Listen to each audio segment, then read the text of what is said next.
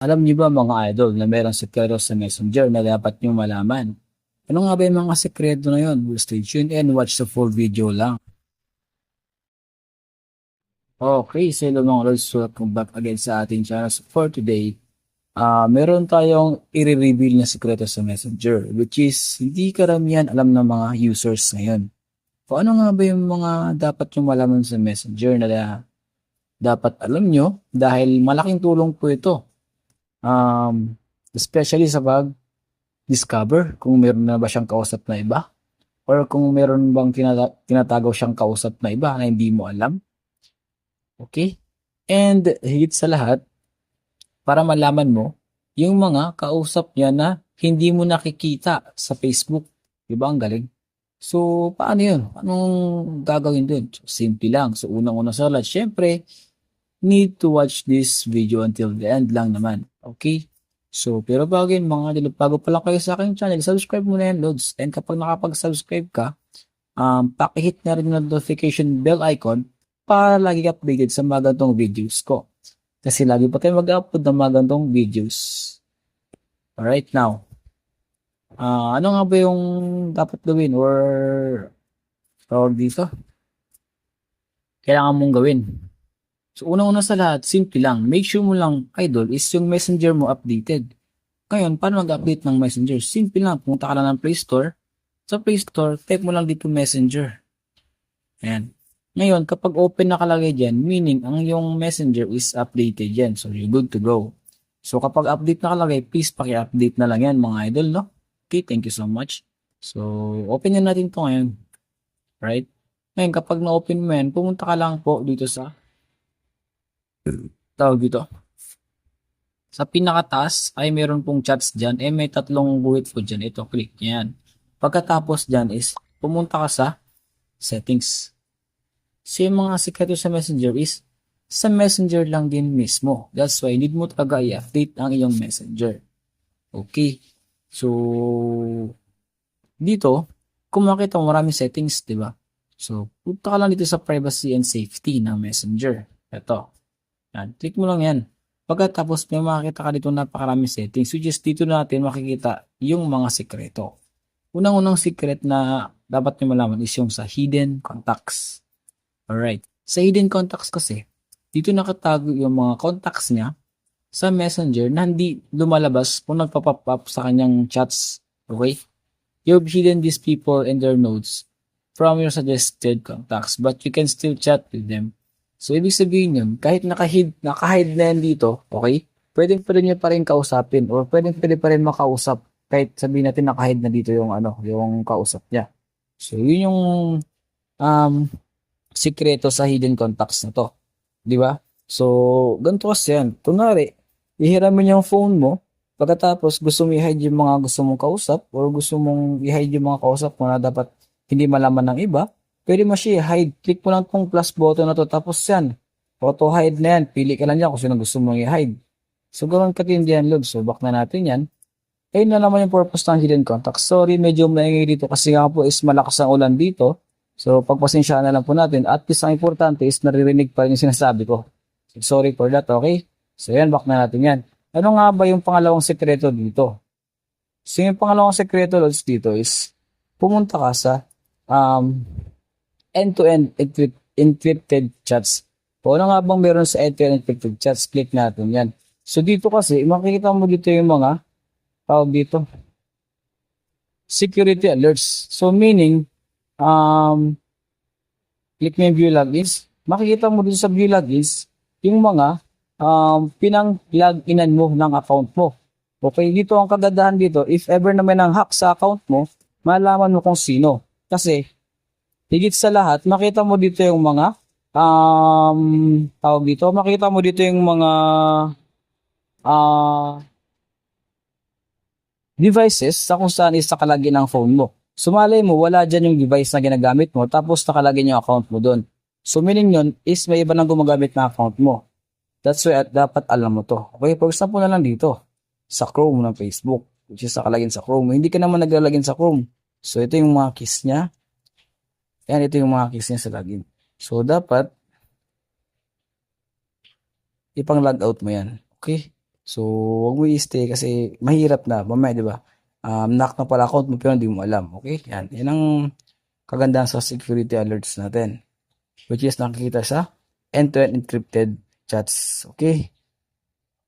So, dito naman, wala naman problema to. Tawag dito. Dapat naka-on lang naman yan. So, back lang natin yan. So, next nyan is dito sa restricted accounts. Dito naman sa restricted accounts, same na rin sila halos ng hidden accounts. Dito kasi ang kagandahan dito is, di mo siya masisearch sa Facebook, tapos para siyang naka-block. Okay? For example, pinaghihinaan mo si partner or si jowa mo, na may kausap siyang iba, tapos sinearch mo sa Facebook niya, or kahit sabihin natin hawak mo ang account niya, tapos sinearch mo sa Facebook niya, is di mo ma-search. So, meaning nun, para siyang naka-block, which is hindi naman talaga naka-block, which is naka-restrict lang po siya sa account nun. Okay? So, dito kasi, pwede niya itago yung kausap niya, i-restrict niya. So, di mo makikita, di mo masisearch. Di ba ang galing? Kasi nga, naka-restrict yung account na yun. Okay? Para siyang block account din. Ang kaibahan lang kasi sa block account, kapag binlock mo, di mo na siya, kapag i-unblock mo siya, di mo siya ma-block ulit kasi hindi po mag-wait ng 24 hours. Dito kasi, unli. I-restrict mo, yan, unrestrict mo, pwede. Hindi mo na kailangan magantay ng matagal pa na oras. Okay, so yun yung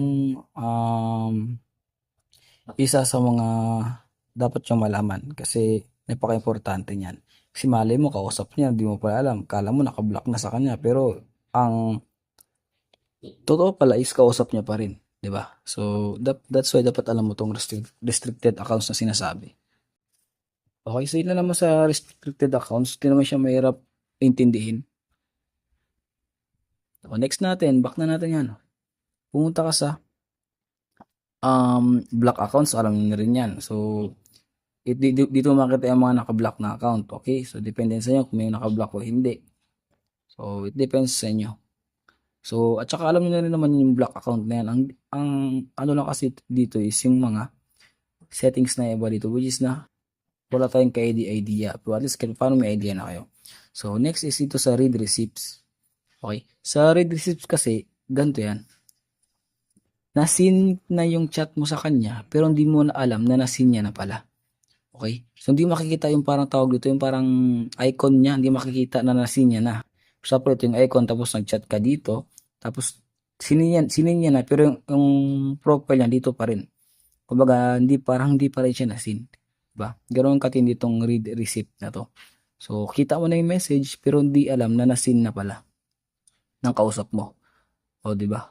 So, that's why dapat alam nyo rin to. Kasi malay mo naman, kinachat mo siya, pagkatapos, akala mo, di siya nagsisin, pero yung pala, nasin niya na.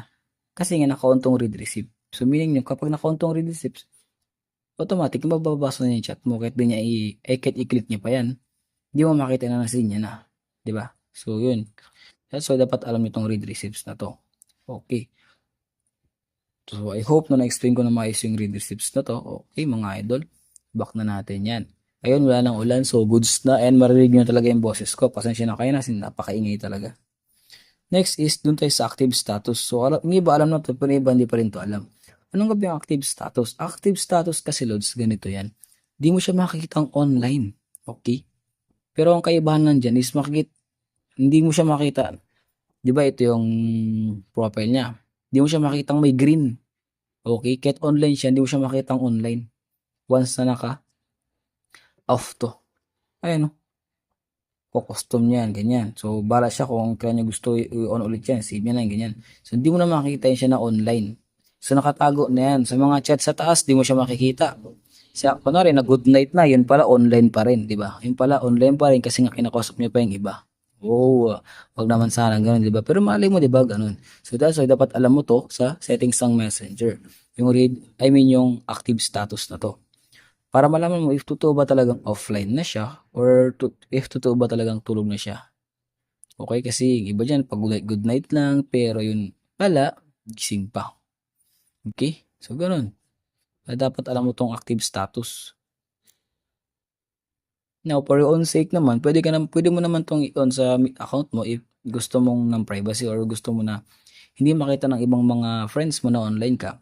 Pwede mo naman to i-turn on. Ay, i-turn off, okay? So kapag naka-on yan, makikita na active ka. So akin kasi naka-on lang naman lagi yan. So wala naman akong pinagtataguan. Kaya naka-on lang talaga dapat lagi yan sa akin. Kasi importante yan kasi may mga kausap tayong alam mo baka magka-emergency ganun tapos di makita na online ka, di ba? So yun lang naman. So yun yung mga sikreto sa Messenger na dapat alam nyo. And I hope na may na-help ako sa inyo. So, yun lang naman mga idol. If you like the videos, please leave a like. So, di naman magtatagal pa, no? Till next time. Peace out. Keep safe, everyone. Bye. See you sa aking next video.